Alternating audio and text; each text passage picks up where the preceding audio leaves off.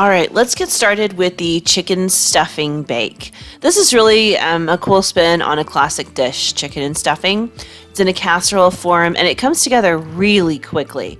So for this, you're going to need onion powder, salt, garlic, some poultry seasoning, paprika, pepper, sour cream, cream of mushroom soup, really cream of any kind of soup. The choice is yours. I just happen to always have cream of mushroom on hand. You're going to need some milk, some seasoned stuffing in the box. You can get whatever brand, whatever flavor. Because this is a chicken casserole, I went with the chicken flavor, but traditional also works really great here too. And then you're going to need some chicken. I'm using chicken breast. It's what I have, but chicken thighs would work great. And quite honestly, pork chops would be fantastic as well. So let's kick things off with our stuffing. Basically, you just want to follow the box instructions here. I'm adding in 1.5 cups of super hot water and combining with my package, which has my dry breadcrumbs and my seasoning all in one. If your recipe calls for any kind of like butter or oil, go ahead and omit that for this particular application. It is not necessary. But for now, combine with the water, go ahead and stir it really well, and then set it to the side so it can absorb all that liquid. All right, let's move on to our creamy mixture. This is what's going to go on top of the chicken, between the chicken and the stuffing. It's kind of like the glue of the dish. So let's start off by adding in an entire can of cream of mushroom soup in my case, cream of whatever soup you have on hand or you prefer. It's up to you. Then let's toss in 1/4 cup of sour cream. This can be regular sour cream, lactose-free, fat-free, or Greek yogurt. Whatever you have on hand and whatever you like. Go ahead and toss in 1/2 teaspoon of paprika, some salt, some fresh ground black pepper. Let's put in 1/2 teaspoon of onion powder. Follow that up with an entire teaspoon of garlic powder. And then we're going to put in 1/4 cup of milk. In my personal kitchen, we don't have any regular milk. One of my kids cannot have lactose. We're using soy milk. It works great. You can use soy milk, coconut milk, almond milk, rice milk, regular milk. It's up to you. Whatever you'd like. If you really, really want to avoid some more dairy, you could even use a little bit of chicken broth. It's just to thin this creamy mixture out so that it's spreadable. So whatever you choose. In any case, let's go ahead and stir really, really well. We don't want any clumps of sour cream to be left in here. Nobody wants to have a bite of chicken with just a mouthful of sour cream. That is not good eats. All right, set that to the side. Let's grab our 9x13 casserole dish and add about 2 tablespoons of olive oil to the bottom. That could also be nonstick cooking spray, butter, any other kind of oil. I'm just using olive oil. It's what I keep by my stove. It's what I have on hand. Let's go ahead and lay our chicken breast flat on the bottom of the pan and start seasoning. First off, a little bit of salt and a little bit of pepper. Let's follow that up with paprika. As you can see, I am using smoked paprika, and you will see that in most of my recipes. It's what I like. It's what I buy. You can use regular paprika. The choice is yours. Let's follow that up with some poultry seasoning. This is really going to bring a perfect flavor to this chicken to go with the stuffing. It's really one thing you cannot leave out. All right, so now let's add on some garlic powder and a little bit of onion powder. I do not have any measurements for this particular spice mix. You're just really topping your chicken to your preference. If you like a lot of flavor, add a lot. If you don't, then go light with it. Let's move on and grab our creamy mixture and go ahead and place it on top of our chicken. We want to divide this equally up between each piece of chicken that we have. I have 5 chicken breasts, so I'm dividing it by that. Go ahead and spoon it on top of each chicken breast and go ahead and smooth it out. We want to try to cover as much of the top of the chicken as we can. This 1 keeps our chicken from drying out, and 2, it is our glue to hold this stuffing in place. As you can see, our stuffing mix is now soaked up all the water and it's nice and fluffy. We're going to go ahead and spoon that on top of our creamy mixture. And we want to divide this evenly among all the pieces of chicken. Go ahead and spoon it all over and kind of gently pat it down there towards the end to make sure that it stays in place during the cooking process. Once you have it all put together in the casserole dish, we're going to go ahead and place this in a 350 degree oven to bake for about 30 to 40 minutes, depending on how thick your chicken is. Mine was really pretty thin, so it was done within the 30 minutes. You will look for your stuffing to kind of brown a little bit on top, and the sauce will be nice and bubbly, as you can see. This is a really great make-ahead meal. In fact, I cooked this on a Sunday so that my guys could have an on-the-go lunch or an on-the-go dinner for the nights that they were working late or whatever else they happened to have going on. Either way, it is packed full of flavor, it is quick, it is easy, and it is relatively cheap. Hope you guys love this one.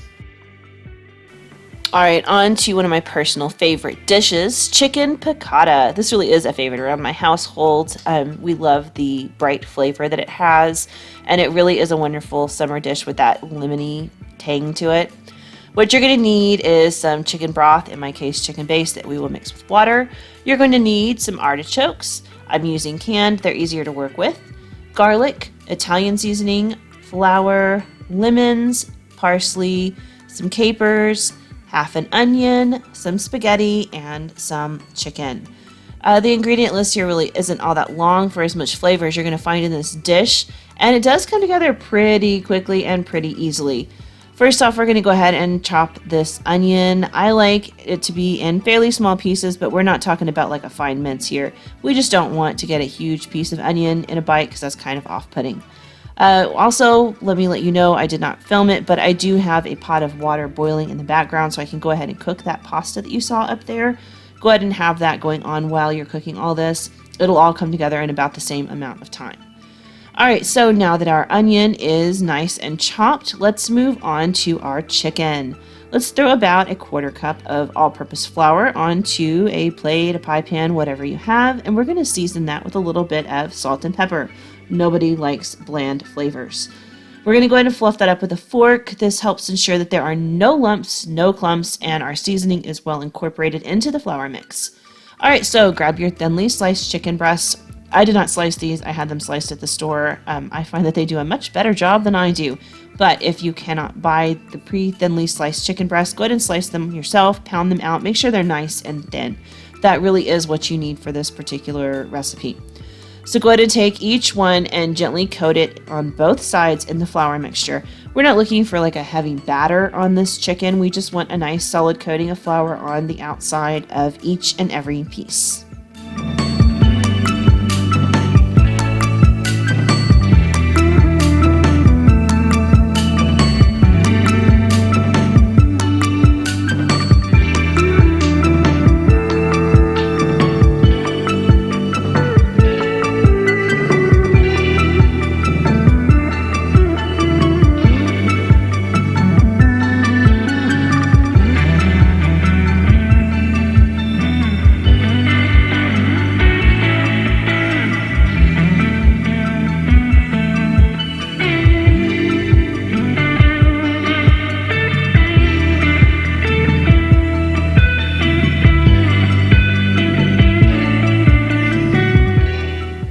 Alright, it's now time to get everything cooking. I had gone ahead and got this skillet to preheat while I was prepping my chicken over there. I added about 3 tablespoons of oil to it, so it's nice and hot and waiting for me, and that's exactly what you want.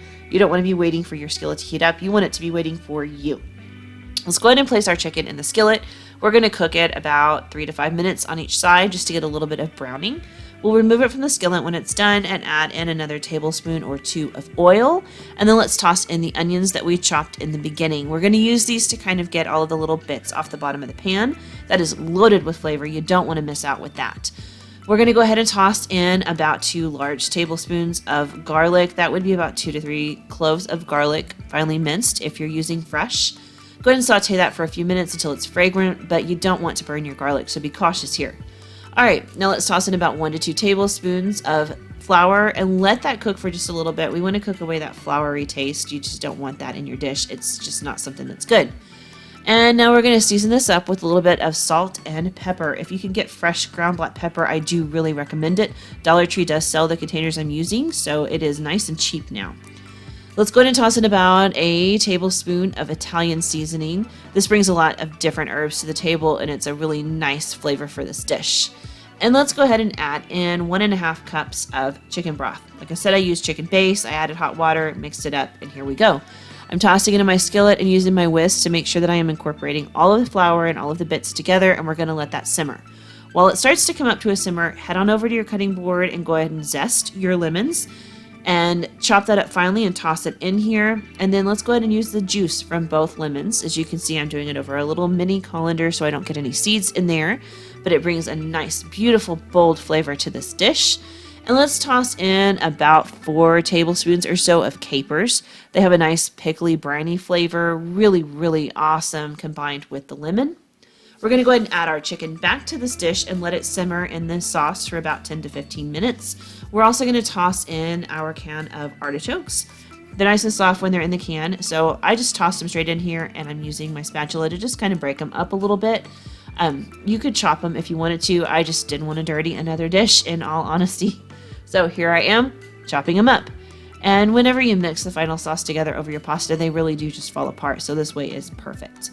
And that's about it, guys. Here you can see I let it simmer, and then I poured it over some pasta. I've served my chicken on the side, and it comes together nice and simple and quick. So full of flavor, so delicious. I hope you guys love this one as much as I do. All right, so let's move along to these Greek chicken bowls. These are really a great summer lunch option. They are light, they are full of flavor, packed with lots of veggies. I really, really can't recommend these enough. In fact, I meal prepped them on Sunday and I ate them all week long for my lunch. They kept me on track. They kept me eating healthy. They kept me from grabbing junk out of the freezer or a drive-through. So I really, really do think you guys should give this a shot. We're going to start off by marinating our chicken. That's going to take 2 tablespoons of balsamic vinegar, 3 cloves of garlic, some salt, some pepper, about a tablespoon of Dijon mustard, a tablespoon of Italian seasoning, 1 teaspoon of oregano, and a 1/4 cup of olive oil.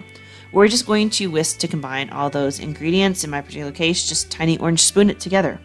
You're going to mix it until it looks like Italian dressing, and then you're going to pour it in a zip top bag over some chicken. I'm using chicken thighs. That's what I grabbed out of my freezer. You could use any kind of chicken that you want. Shrimp would be really good. Fish is tasty. Pork is fantastic. It really is up to you. Whatever you choose is going to be great in here.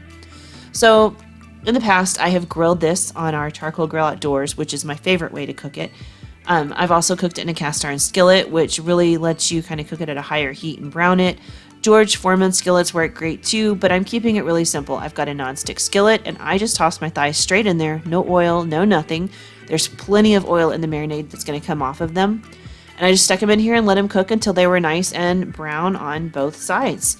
As you can see, that's tons of flavor that's cooked onto them right there. From there, we just assemble our chicken bowls. We only need a couple of ingredients. A can of chickpeas, garbanzo beans, whatever you want to call them. We're going to slice up 1 large cucumber. We're going to seed and dice up 3 tomatoes. I just cut around so the core was left behind. However you choose to do it, just make sure the seeds and the juice don't make it in this dish. There's just way too much liquid that way. And then I'm chopping up 1 chicken thigh. If you'd like more chicken in your dish, that's fine. This is just what I chose for mine. And then we need to go ahead and assemble our dressing. This is a really simple recipe, so we're going to start off with a tablespoon of Dijon mustard, and we're going to add about 4 tablespoons of olive oil. Then we're going to season that up with a little bit of salt and a little bit of freshly ground pepper. We're going to follow that up with some garlic powder. I prefer the powder over the fresh stuff because I don't want to bite into a whole piece of garlic. Then we're going to put in about 1/2 teaspoon of oregano, and then we're going to put in about 1/2 teaspoon of parsley flakes. If you have fresh parsley, that's even better. And I'm going to add about 1 teaspoon of dill here because I just absolutely love that flavor. If you don't love dill that much, go ahead and cut it in half. That's fine. And then we're going to put in about 1 tablespoon of lemon juice and whisk with a fork to combine. And there you have a lovely sauce. It's bright and it's full of flavor, and it's going to bring a lot to your Greek bowls. Now we're going to all put it together. The bottom layer is chickpeas, as you can see. On top of that, I'm going to place all of my cucumbers. And then I'm going to top that with lots of fresh diced tomatoes.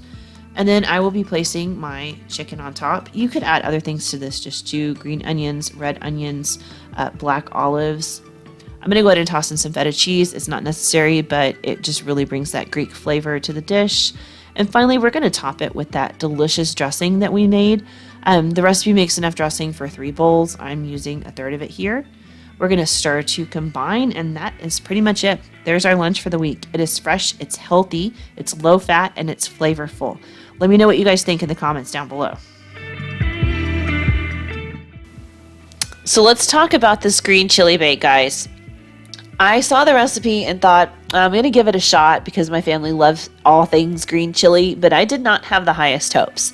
It doesn't have a whole ton of ingredients in it, and if I'm being really honest, the idea of mixing mozzarella cheese with a Southwest kind of green chili dish sounded just strange to me.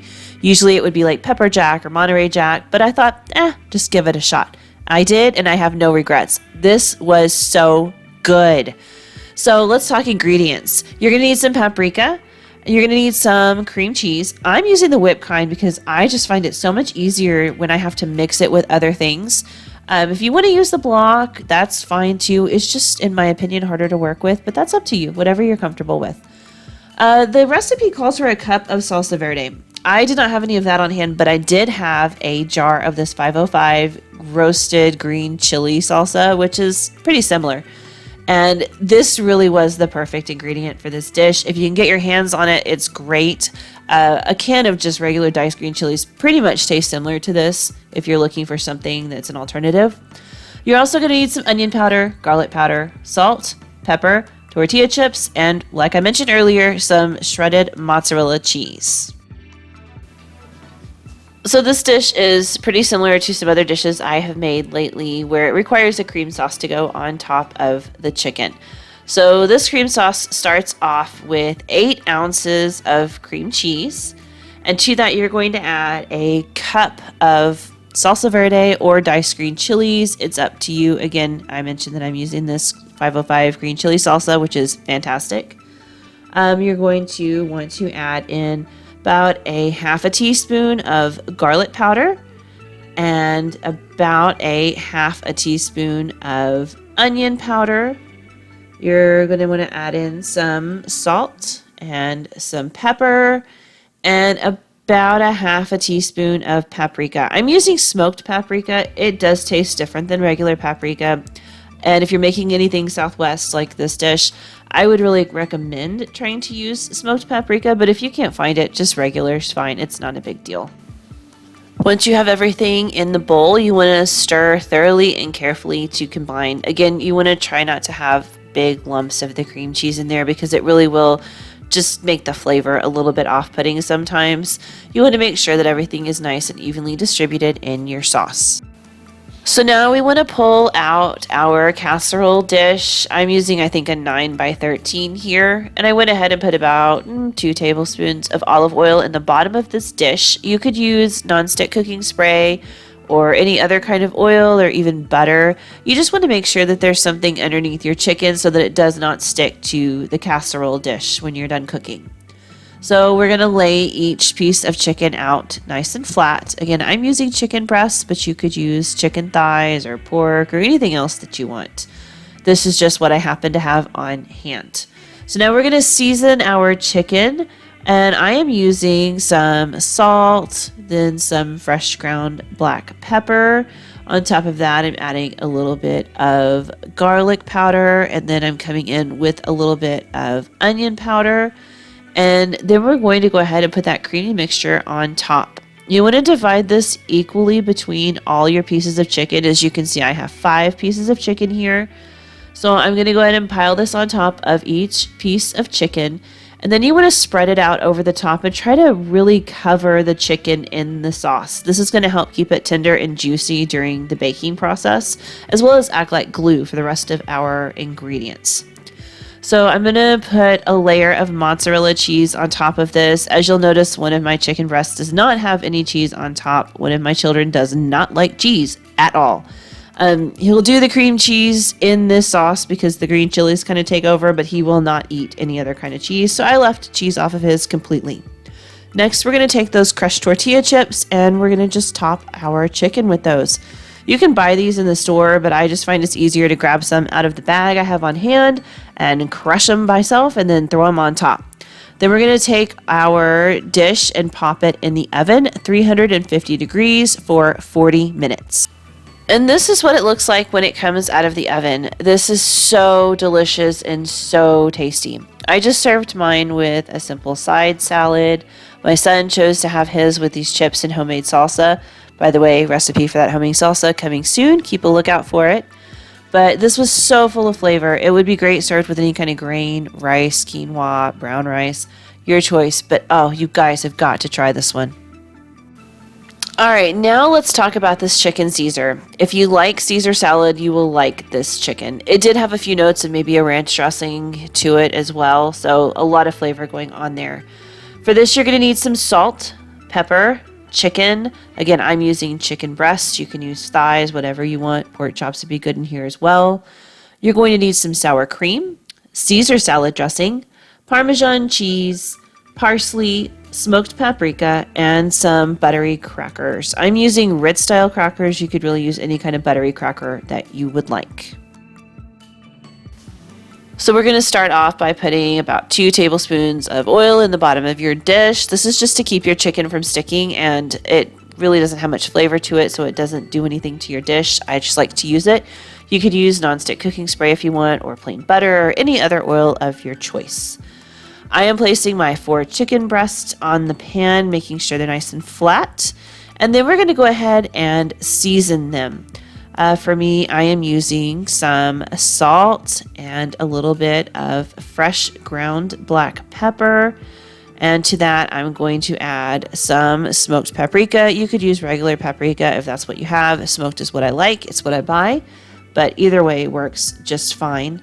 Again, I don't have measurements for what I'm putting on top of our chicken.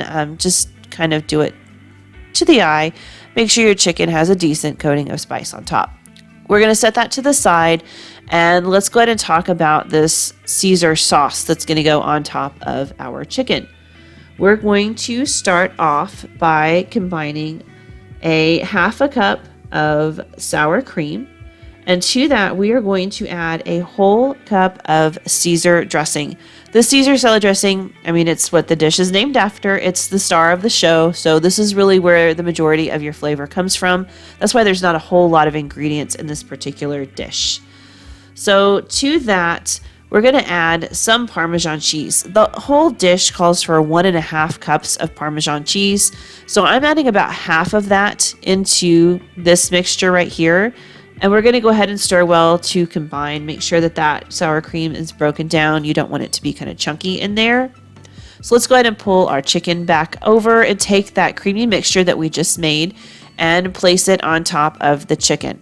So to me, this is a lot of sauce and not a lot of chicken.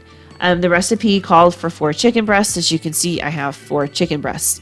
If you really like the taste of Caesar dressing, go ahead and do it just like I did it. If you're a little worried about the flavor level there, go ahead and cut that creamy sauce in half. For me personally, I felt like it was just a little bit too much sauce. No matter how you decide to do your cream sauce, go ahead and take your crackers and crush them in a bag. In the end, you want about 3/4 of a cup of crushed buttery crackers. So first, we're going to take the rest of our Parmesan cheese and add that to the top of our creamy chicken mixture. And then we're going to go ahead and place these cracker crumbs on top of this as well. There's so much oil in the creamy mixture, you don't have to worry about buttering these crackers. So they'll brown up beautifully on their own. To that, we're going to go ahead and just top this off with some of this dried parsley. It adds a really nice color and flavor.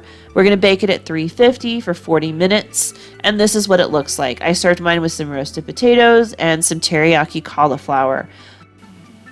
All right, so let's talk about chicken tikka masala. So this really is a favorite dish in my house. My family loves the flavor in this dish, and it is so good. I know it looks like a lot of ingredients, but I promise you it is not that hard to cook. Do bear with me today. This is generally a meal that I cook in my slow cooker, and I am trying something a little bit different on the stovetop.